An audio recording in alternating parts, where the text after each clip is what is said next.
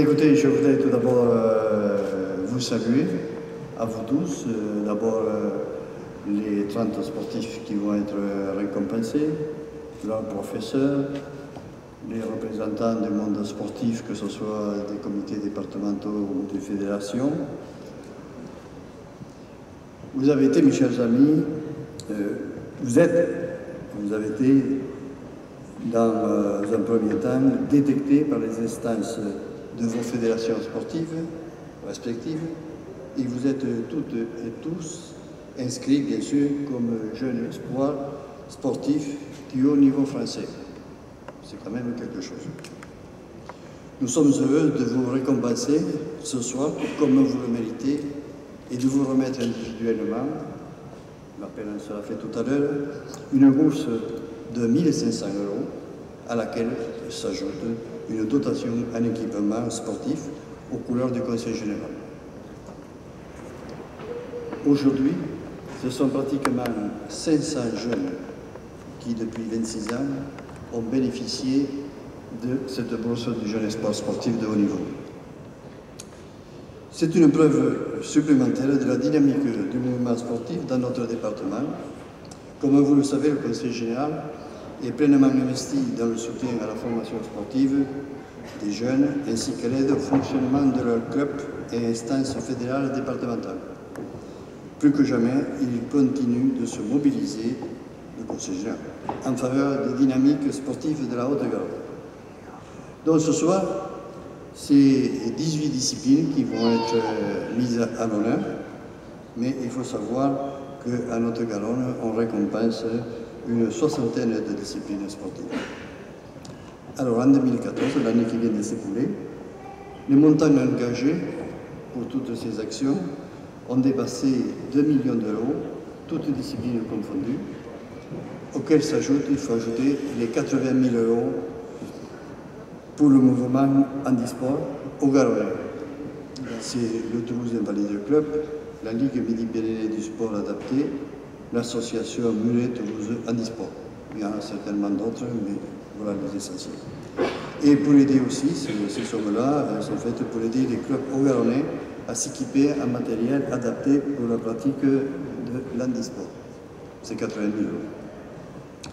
J'ajoute que le Conseil général continue à soutenir financièrement les communes et les départements pour qu'elles construisent des équipements, elles les rénovent dans plusieurs domaines tels que les terrains de sport, foot, rugby, les terrains de tennis, les gymnases, les piscines, etc.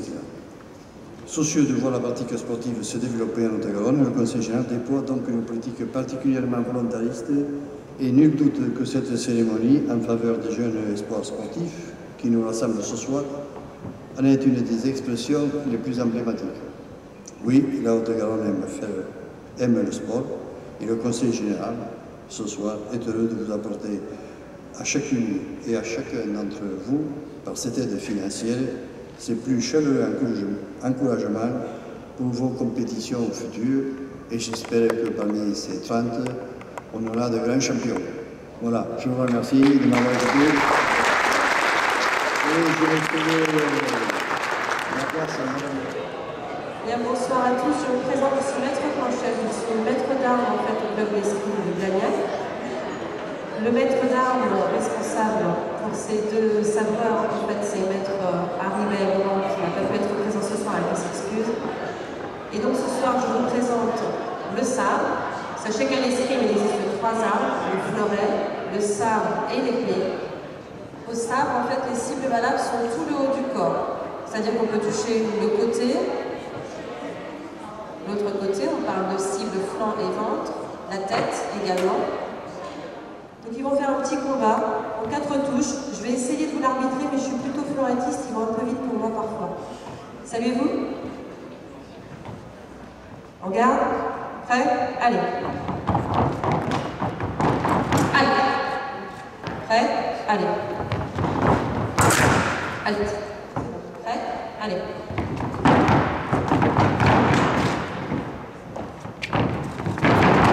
Allez. Prêt? Allez. Allez.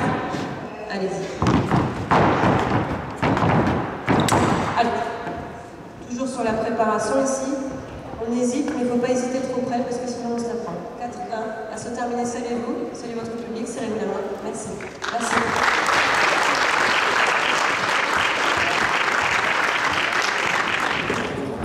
Messieurs, dames, bonsoir. La savate boxe française fait partie de ces sports dont les qualités éducatives sont exceptionnelles et concourent de ce fait à l'épanouissement de la personne humaine comme à son respect. Il vous a été présenté Cyrielle, qui va être en opposition avec Flora, récemment championne d'Europe, mais qui compte également quelques titres de championne de France et de vice-championne de France. À présent, ici, les Flora et les Cyrielle sont suffisamment échauffées. Elles vont vous faire une présentation de leur discipline et de leur art. Ce salut, qui part donc du cœur vers l'extérieur, est un respect envers l'autre tireur, salut qui est fait envers les arbitres, pour dire « je reconnais et j'accepte les règles ». Nous avons donc un échange tantôt de Cyrielle, tantôt de Flora, relativement très lent, où les seules touches autorisées sont comme les poings et les pieds. D'où une nécessité d'une excessive grande précision, à la différence de disciplines telles que le kick ou le full, où on peut toucher avec le tibia, la frappe avec le tibia est interdite. Seuls les points marqués avec les pieds et les poings sont comptabilisés. Vous aurez pu remarquer une différence de taille entre Flora et Cyrielle, et donc une difficulté plus importante. Dès lors que Cyrielle étant grande, elle a des segments, donc des longueurs de manche bien plus importantes.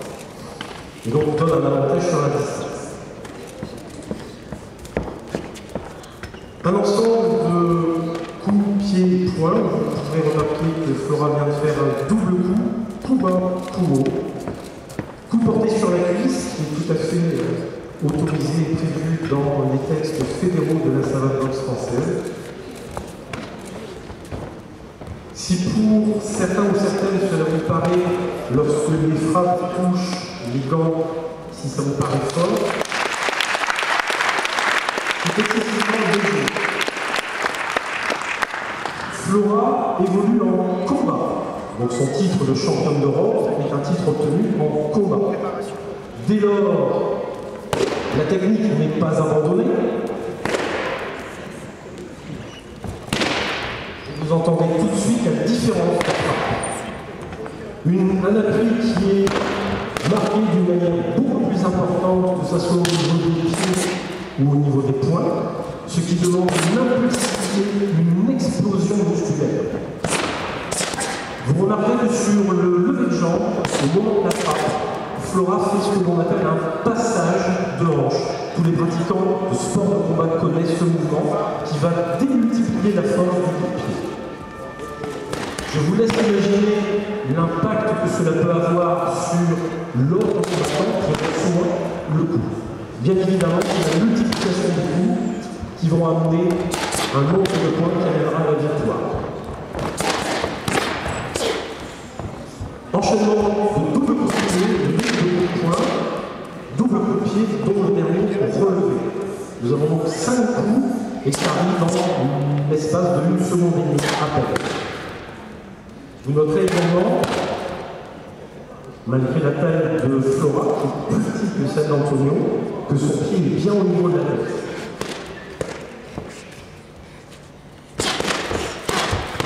Discipline qui fait donc travailler tous les groupes musculaires, les jambes, les bras, les abdominaux, mais également le muscle que l'on oublie souvent, le muscle cérébral, puisqu'il faut mémoriser les enchaînements et en fonction des positions de l'adversaire, et bien la réaction que l'on aura sera en fonction des ouvertures proposées.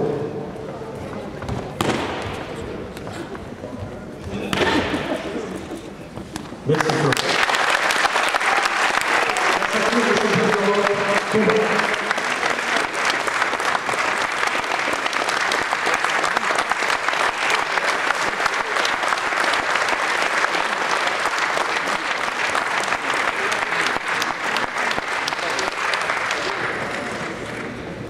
Bien écoutez, je pense que vous avez apprécié ces deux démonstrations.